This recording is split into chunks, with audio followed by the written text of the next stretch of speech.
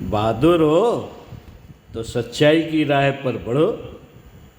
सन 1922 में अमावस्या की एक काली रात और बामक नदी का किनारा, गुजरात के प्रसिद्ध समाज सेवी रविशंकर महाराज नदी के किनारे पगडंडी पर आगे बढ़ते चले जा रहे थे। तभी उनके कंधे पर पीछे से हाथ रखते हुए किसी ने कहा, महाराज आप आगे कहाँ जा रहे हैं?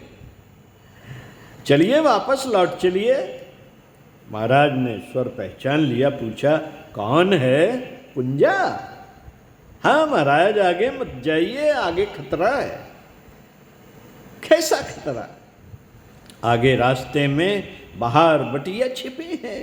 कौन? नाम दरिया है। हाँ वही है। मेरी राय है कि आप आगे न जाएं। व्यर्थ में ही इज्जत देने से क्या लाभ होगा? तो महाराज से उन्होंने कहा, भाई मेरी इज्जत इतनी छोटी नहीं है जो थोड़ी सी बात में समाप्त हो जाए। मैं उन्हीं की तलाश में इधर आया था। चलो अब तुम ही मुझे वहाँ पहुँचा दो, क्योंकि तुम्हारा सारा रास्ता देखा हुआ है और वह ठिकाने भी तुम्हें मालूम है जहाँ यह लोग छिपे रहते हैं। नहीं नहीं महाराज, मेरी हिम्मत वहाँ जाने की नहीं। अगर उन्होंने कोई हमला किया तो मैं आपको बचा भी ना पाऊंगा और मेरे प्राण बेकार में चले जाएंगे। इतना कह पुंजा ठिठक गया। अच्छा तो तुम रुको, मैं आगे जाता हूं। इतना कह महाराज आगे बढ़ चले। वह चलते चलते एक खेत की मेड़ पर खड़े हो गए।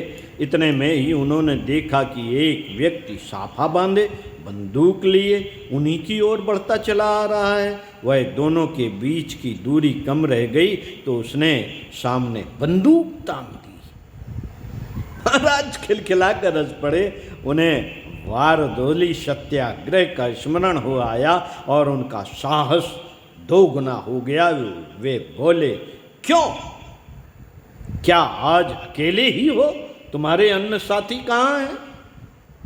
अब महाराज और बंदूकधारी दोनों ही पास की झोपड़ी के निकट आ गए। वहां अन्य डाकू छिपे थे। एक ने गरज कर कहा, खबरदार! जो एक कदम भी आगे बढ़ाया और महाराज लापरवाही से उसी ओर बढ़ने लगे जिस ओर से यह ललकार आई थी। सामने एक घुड़सवार डकैत ने आकर पूछा, तुम कौन हो?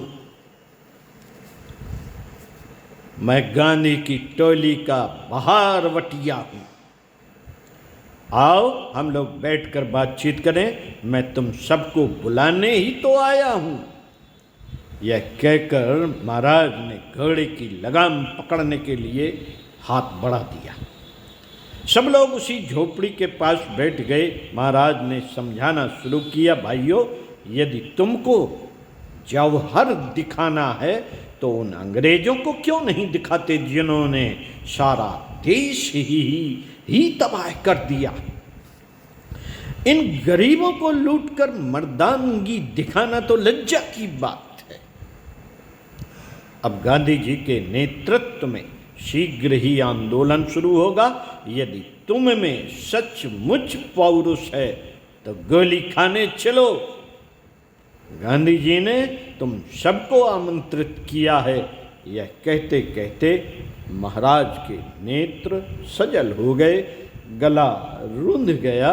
डाकू इस अंतरंग स्नेह से अभिभूत हो उठे। अपने हथियार डालते हुए उनके सरदार ने कहा, आप निश्चिंत होकर जाइए। आज हम आपके गांव में डाका डालने को थे पर अब नहीं डालेंगे। साथ में एक आदमी भेज देता हूँ।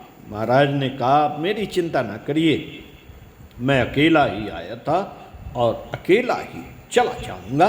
साथ देना है तो उस काम में साथ दो जिसे गांधी जी ने और भगवान ने हम सबको सौंपा है। डाकुओं में से कई ने कुकृत्य छोड़ दिए और कईयों ने सत्याग्रह आंदोलन में भारी सहयोग दिया। कईयों। साथियों, इसी संदर्भ में आपको अगले वीडियो में पढ़कर सुनाएंगे आत्मविश्वास की विजय। तो सुनते रहिए कुछ अच्छा और पढ़ते रहिए कुछ अच्छा।